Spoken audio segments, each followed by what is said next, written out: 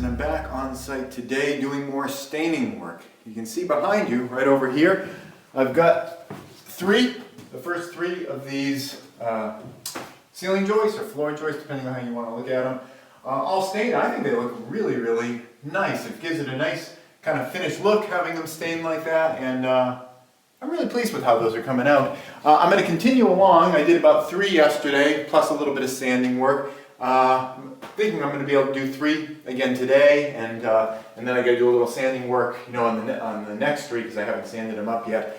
But I'm going to be working on these guys. And the first step is to put the masking tape around the edges. That just makes it easier to, you know, not get a stain up on the ceiling area.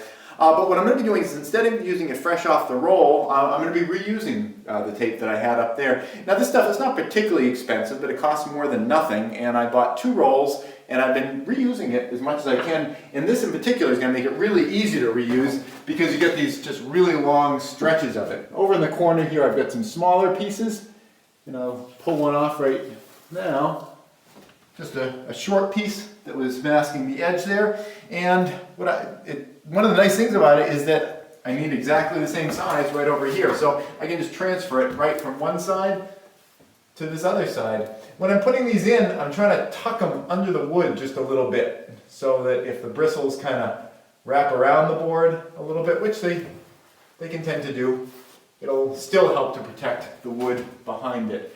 As you use these, I find I use them like 3 times, usually 4 and 5. They start getting, the edges get a little bit, because they've got the stain on them, they get a little bit not as crisp. But you can kind of turn them around and use the back side. I'm going to be using the same side that was facing the stain here. I'm going to have it face the stain there. So I'll kind of use up that edge first, and then keep going. You can buy new tape, but this roll I think costs $7 per roll of this stuff. And every roll that I save, it's like $7, $7.